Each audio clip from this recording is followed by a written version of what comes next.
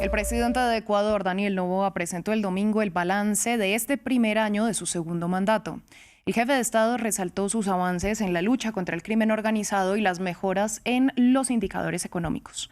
Al tiempo, se jactó de tomar decisiones difíciles pese a su impopularidad, porque según él, su prioridad es defender a Ecuador. Este balance llega en medio de la fuerte polarización que vive el país y cuando la aprobación del mandatario se mueve entre el 45 y el 55%, según sondeos recientes. Pero además, cuando Noboa ha enfrentado diversas denuncias en investigaciones periodísticas sobre incautaciones de cocaína en contenedores pertenecientes a empresas de su grupo familiar. Para analizar el panorama, conectamos con Santiago Basabe. Él es doctor en ciencia política y profesor de la Universidad San Francisco de Quito. Yo le doy la bienvenida a France 24. En principio, ¿qué podemos resaltar de ese balance entregado por el mandatario? ¿Hubo sorpresas o es lo que se esperaba? Buen día con audiencia de dos declaraciones muy pequeñitas de su primer periodo y es su primer año de su primer periodo. Él completó el periodo del expresidente Lazo de un año y medio. Y lo segundo es que los informes de popularidad del presidente bordean entre el 25 y el 28% de su popularidad. Es bastante más bajo que lo mencionado.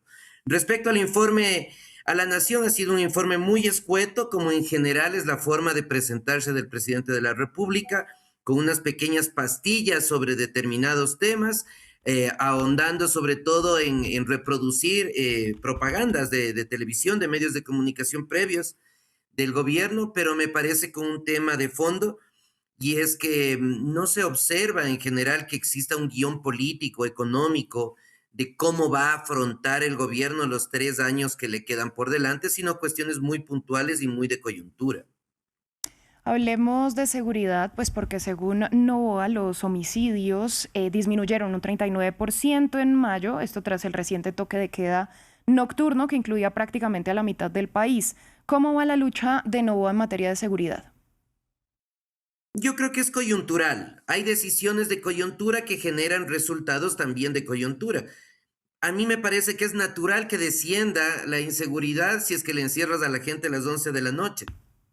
Podría descender el consumo de vehículos y de gasolinas también si prohibimos la circulación de vehículos. Esa no es una política de Estado, al menos de mediano plazo, que me parece es el gran reclamo. Pero en lo coyuntural sí efectivamente ha habido algunas decisiones importantes que han generado también respuestas en alguna medida. Pero más allá de eso, el país al año 25, por ejemplo, y este es un dato del propio gobierno, cerró con el número más alto de homicidios violentos en la historia del país y lo ha colocado como el tercer país más peligroso de la región, según estudios de organismos internacionales. Novoa ha dicho que los ecuatorianos tienen confianza en sus decisiones difíciles, como esos toques de queda, que se unieron a los de la segunda mitad de marzo. ¿Realmente qué tanto apoyo hay entre la ciudadanía y cuál es la percepción de seguridad? Porque la delincuencia y las extorsiones siguen siendo catalogadas los principales problemas de la población. Sí, o sea, efectivamente, como decías al inicio, hay un porcentaje de la población, alrededor del 30%, que tiene una oposición muy fuerte. Básicamente es el grupo de personas que están alineadas o están cerca ideológicamente del expresidente Correa y de su movimiento político.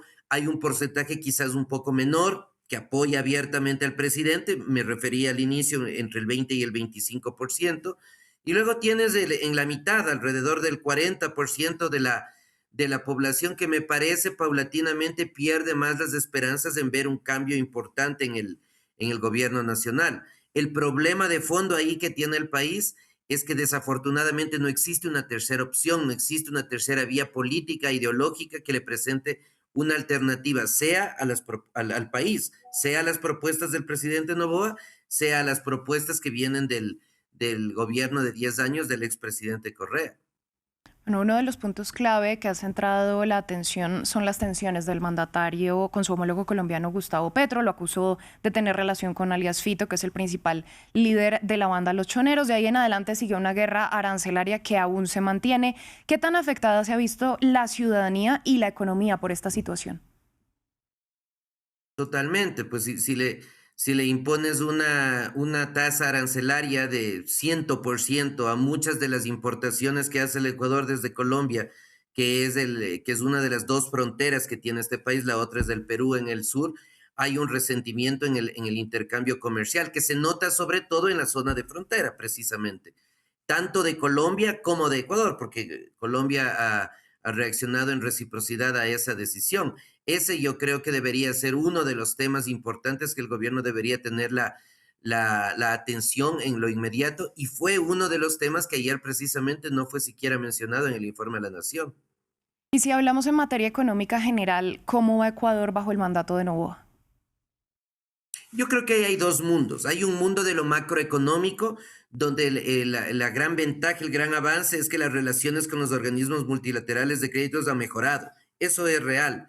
El riesgo país ha descendido, también es real, apuntando que el riesgo país lo que observa básicamente es en qué medida un Estado va a pagar los bonos de deuda pública.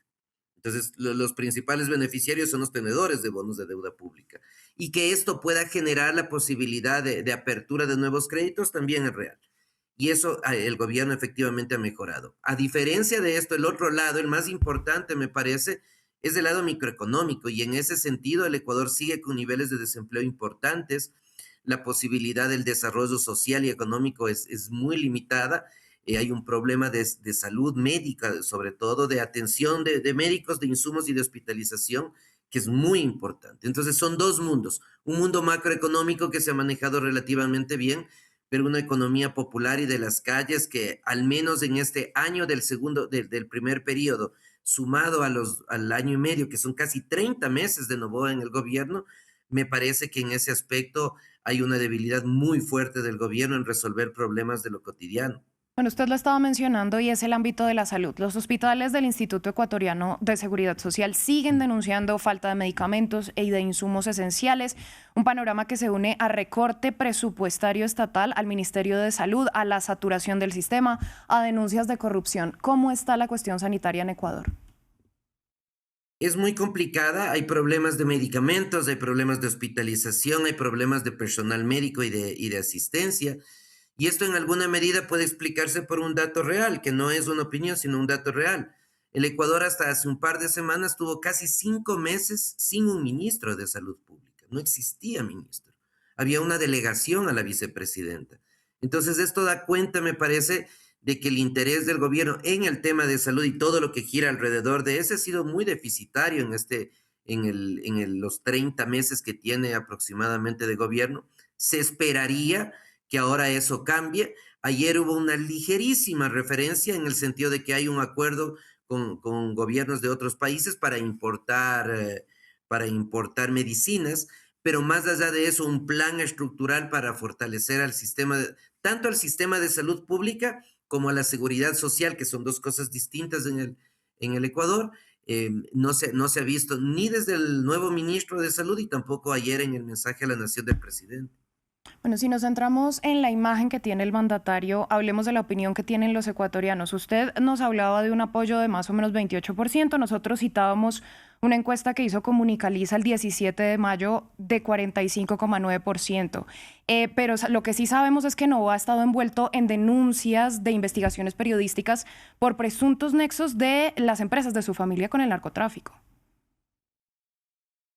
Sí, ha habido varias denuncias. La encuesta a la que hace referencia efectivamente salió inmediatamente después de esta del 25-28%, que es del CIES, que es otra empresa que maneja encuestas acá. Y respecto a las denuncias de corrupción, más allá de las familiares que también han existido, hay varias respecto al manejo gubernamental propiamente. Al día de hoy hay un escándalo judicializado ya que se denomina Progen, en el cual están envueltos básicamente funcionarios de nivel medio y bajo del gobierno del presidente Noboa, pero se dice que al menos para las investigaciones deberían estar un ministro en funciones, el ministro Luque, y una exministra hasta recientes días en funciones, la ministra Manzano. Ellos no aparecen, por ejemplo, dentro de esa investigación. Y esto sumado a otros escándalos relacionados tanto con temas de corrupción como con temas de atribución de de obligaciones y de responsabilidades que no le competen al presidente de la República, dan cuenta de un escenario en el que hay muchas críticas y lamentablemente no se observa en el gobierno la posibilidad de girar las políticas tanto en lo político, en lo económico o en lo social. Y por último le pregunto, ¿qué se espera de cara a este segundo año de gobierno? Coyuntura. Decisiones de coyuntura, decisiones específicas de lo económico, como el tema arancelario con Colombia, decisiones específicas en el tema de seguridad, como los toques de queda o los estados de excepción, decisiones puntuales y específicas en el campo de lo social, como importar las medicinas, que no digo que esté mal, no, de ninguna manera, pero la política que el país requiere, que cualquier país requiere, es un horizonte de mediano plazo y eso desafortunadamente no se ha visto en este año y tengo muchas dudas que se vaya a dar en los 3 años que le quedan al presidente Noboa. Pues señor Basabe, usted muchas gracias por su análisis y por compartirlo con nosotros en France 24. Siempre un placer, buen día, un saludo a la audiencia.